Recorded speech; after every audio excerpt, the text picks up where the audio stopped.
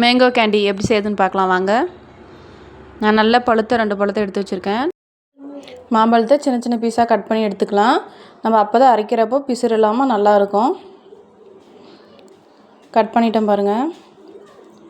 இப்போ கட் பண்ணி வச்சுருக்க மாம்பழத்தை நம்ம ஒரு ஜாரில் போட்டுக்கலாம்.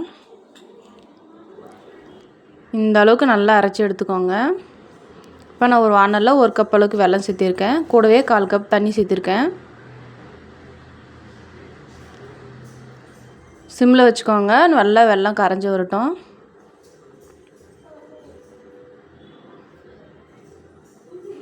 நல்லா கரைஞ்சி வந்துச்சு பாருங்கள். இந்த அளவுக்கு கரைஞ்சி வந்ததுக்கப்புறமா நான் 1/4 ஸ்பூன் உப்பு, 1/4 ஸ்பூன் மிளகாத்தூள் சேர்த்திருக்கேன். இப்போ நான் அரைச்சி வச்சுருக்க மாம்பழத்தை சேர்த்திக்கிறேன்.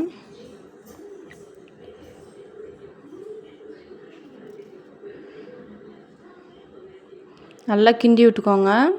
நம்ம உப்பும் காரமும் போட்டிருக்கறனால உப்பும் புளியும் சேர்ந்த மாதிரி நல்லா டேஸ்ட்டாக இருக்கும். நல்லா கெட்டி இல்லாமல் நல்லா கரைச்சி எடுத்துக்கோங்க. இப்போ நான் 1 ஸ்பூன் அளவுக்கு கார்ன்ஃப்ளவர் மாவு சேர்த்திருக்கேன். தண்ணியில் போட்டு நல்லா மிக்ஸ் பண்ணி எடுத்துக்கோங்க. கட்டி இல்லாமல் கரைச்சி எடுத்துக்கோங்க. கரைச்ச கார்ன்ஃப்ளவர் மாவை நான் மாம்பழத்தில் சேர்த்திக்கிறேன்.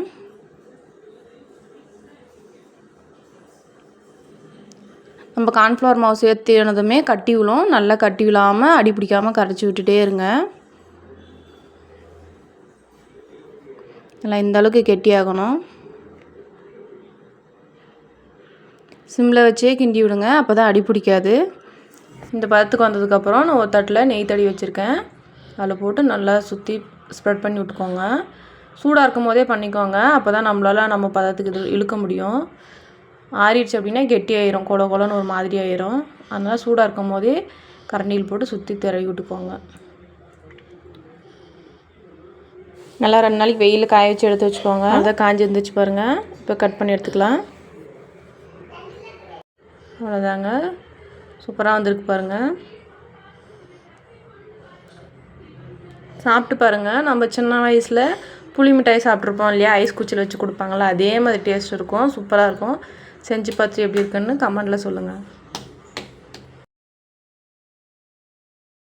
மேங்கோ சீசன் இருக்கப்போ செஞ்சு வச்சுக்கோங்க. 1 வாரம் நாளும் கெட்டு போகாது. சூப்பராக இருக்கும்.